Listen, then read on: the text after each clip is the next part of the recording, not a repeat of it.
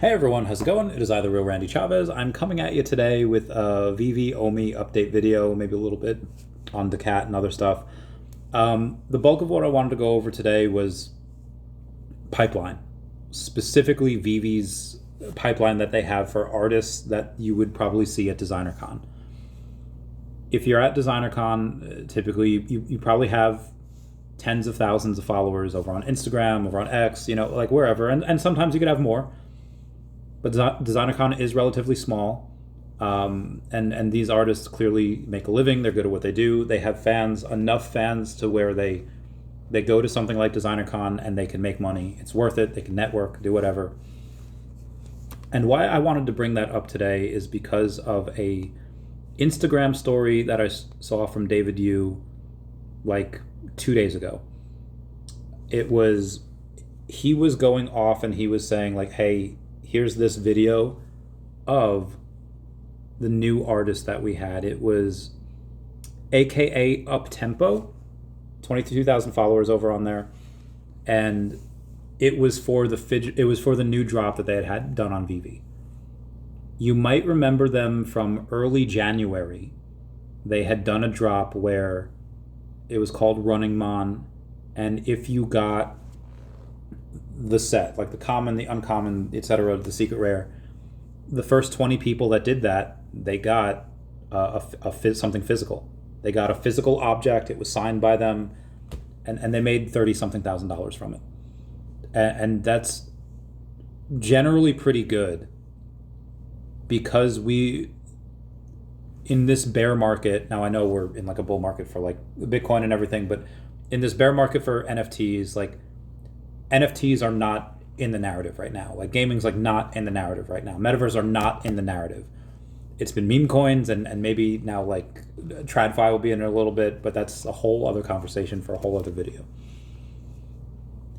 There have been several drops by VeVe that have made like $7,000 or like $10,000, like very, very low numbers. And it's like, it's not even worth it. And then comes along AKA Uptempo with their Running Mon drop. And I expected the same thing. 5K, 7K, 10K maybe. And it was like, because I looked at their numbers, okay, 22,000 fans, and that's a fair amount. That's more than I have on X. And that's on Instagram. A lot more than I have on Instagram. But they had something physical, and I was like, okay, let's see how it does. Physical has worked out really well for Funko. When we did the Funko drop X amount of years back, you had the physical Funko drop that you got with your NFT. People experimented with these phygital type of things before, and like, okay, see how it works. And they sold like $35,000 worth of product. I was like, oh, okay, that's really interesting. So stuff goes on, and Lambo had a drop. Lambo, they did, I think, like $11,000 the first day. Now, granted, Lambo has had like multiple drops on Lamborghini's done. I think this is the 5th drop that they did in February. They did like 11K the first day, like another like 12 or 13K the second day, and like almost a month later, or like 2.5, 3 weeks later, they've done about $30,000. And I was like, okay, not bad. I mean, the first Lambo, I think they had grossed like over 200K, and I think that had sold out. But because it's the 5th one, obviously interest gets a little less and less. And then this drop, the most recent one that AKA Uptempo did, I did not even know this was the same person, because the first drop of the Running Mon, that is Mr. Falcon, that you see over there, they're these different characters. They have little horns on them, and that's one thing. But the new drop that they have, I'll go in and find it for you here.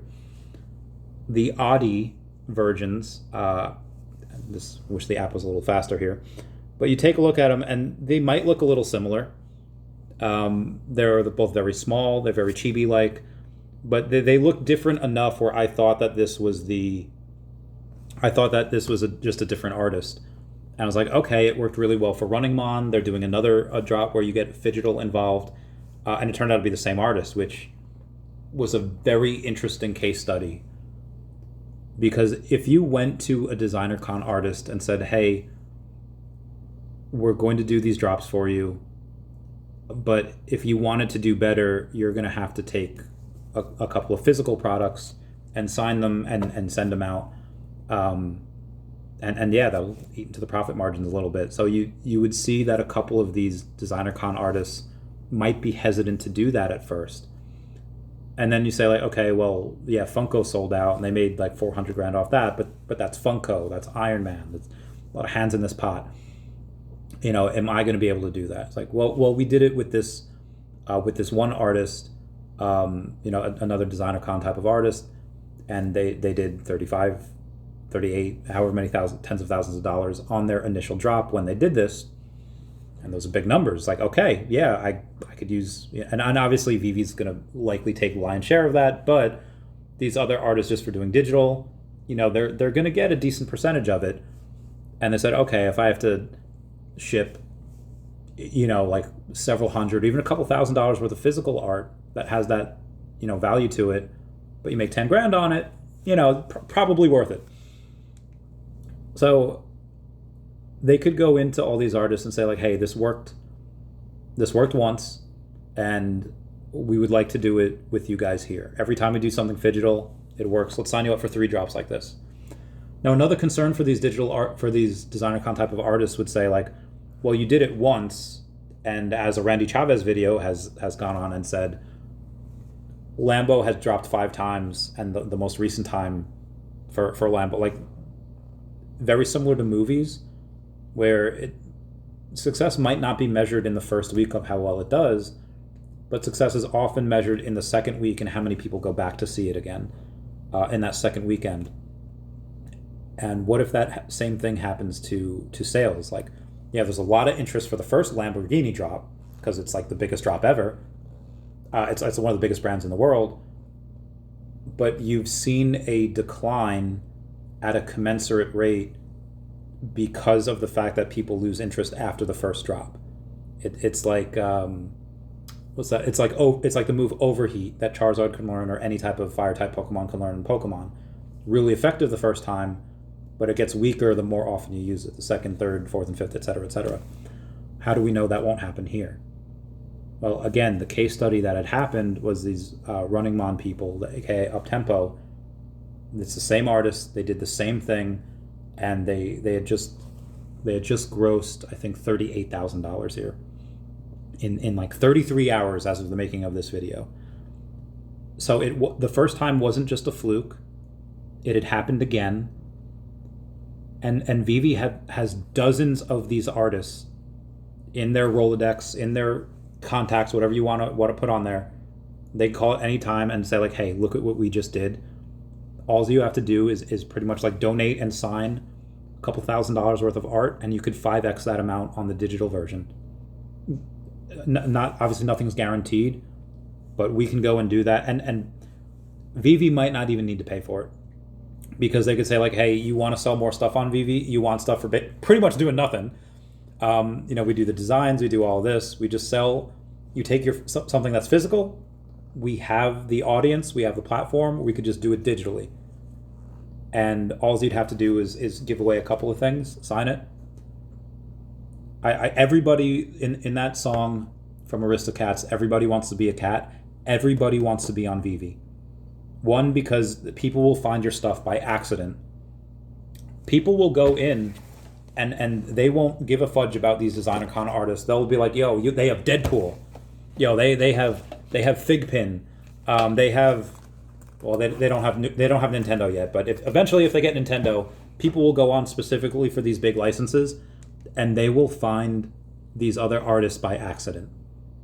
And they'll go in and say like, yeah, I think that's really cool. I don't know who this is, but when Raoul Paul says like, hey, listen, I'm still spending like millions of dollars on these artists for NFTs, and he doesn't yet know that some of the best NFTs and best art out there are from Mumbot, or from Gary Basement, or from Jason Naylor.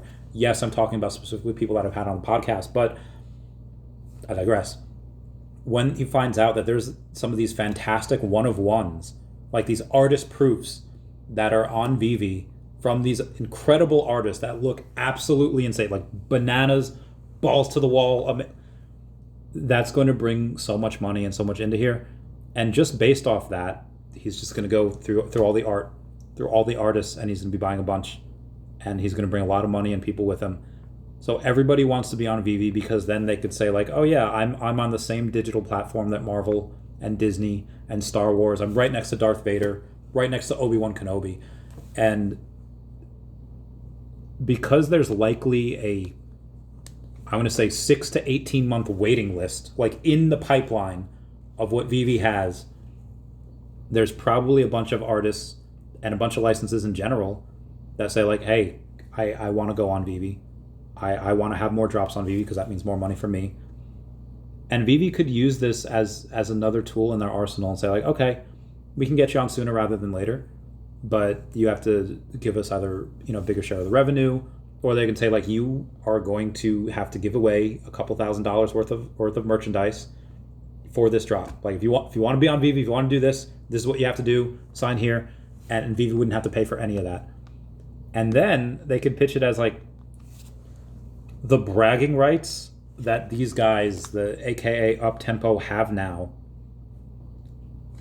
Again, 22,000 followers over on Insta. The bragging rights that they have that say like, yeah, both of our drops that had gone on VeVe had outsold the last Lamborghini drop. Again, Lamborghini is that like one of the biggest brands in the world. And this tiny artist with 22,000, again, that's hell of an accomplishment. Again, more followers than I do. That accomplishment of outselling Lamborghini in not just one of your drops, saying like, okay, it was the first time they were doing something like this, but to do it multiple times is one of the biggest flexes I've ever seen. And everyone's going to want to be able to say that they can do that. Anyone remembers the Space Jam from the 90s with Michael Jordan? You have Danny DeVito that's like king of this like other world, the alien world.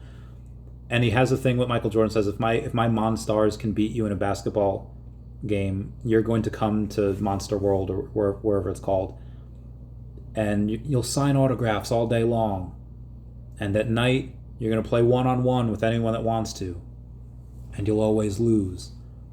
And same thing goes here.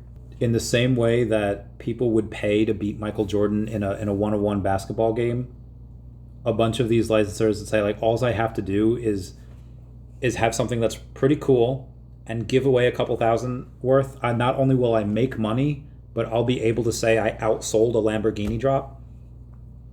This is another thing that could make VeVe hundreds of thousands of dollars, probably millions of dollars per year. And again, they've experimented with this before. They now have a proven system that works. And they don't need these big brands to do it. They could just do it off of these smaller brands that have a small but dedicated space and dedicated following. And that's all they'll do. And another thing is that they could go in and say, hey, to their people, how would you like to pay less than $100 to potentially get something that's worth several hundred or 1,000? And here's how you do it. You go on VeVe, you buy a couple of these blind boxes, and if you get the whole set, then if you're one of the first 20 to get the whole set, I will sign something like this, and you get a several $100 value for like $60, $100, like whatever it is. And obviously it's a bit of gambling there, but and I'm not going to tell people how to do their jobs. I'm not going to go to the decon artists say, you should do this, you should do X, Y, and Z. No, they can market it however they want to market it. VeVe will market it however they want to market it. But again, this is potentially another avenue of millions of dollars per year with the physical aspect. And I know there's a bunch of Web3 purists that have gone on and said like, well, VeVe's not really Web3. They're not pure Web3.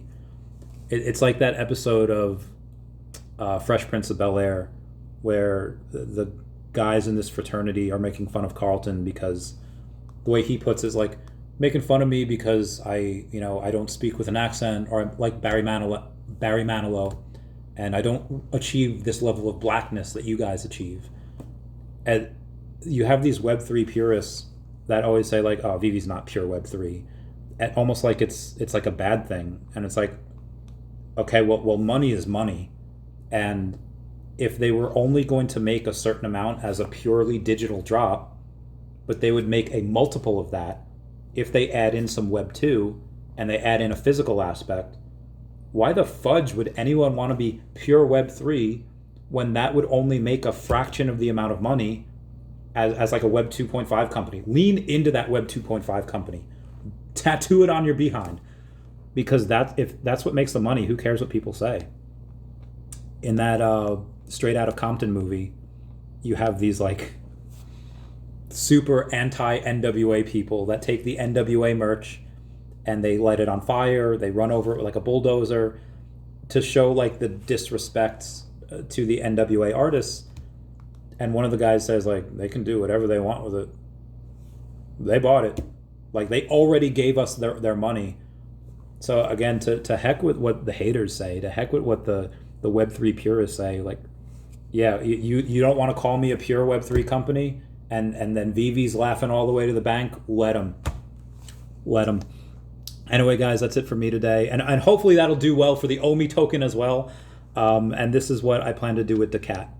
I plan to go on and tell all my followers that do not have the VeVe app and all my friends and everyone, like, hey, this is my first time writing a comic. This is my first appearance of any type of my art, my writing on the blockchain. You could receive it. And what we'll likely do is we'll say, hey, anyone that gets X amount of these comics, or they complete the set, whatever it is that they do, maybe we'll give them a free physical one, or I sign a physical, like whatever, something to make sure that it sells out, to make sure that we make the most amount of money possible, and to make sure that people get value out of it. We'll airdrop the cat tokens, we'll airdrop other type of stuff. But I think this is the way moving forward. This is the way. Comment down below if you get that reference. Everyone, please comment, like, and subscribe. Comments are good for the YouTube algorithm. Everyone say bye-bye to Dashi. Bye-bye, Dashi. I love you guys. Goodbye. Meow, meow, meow, meow.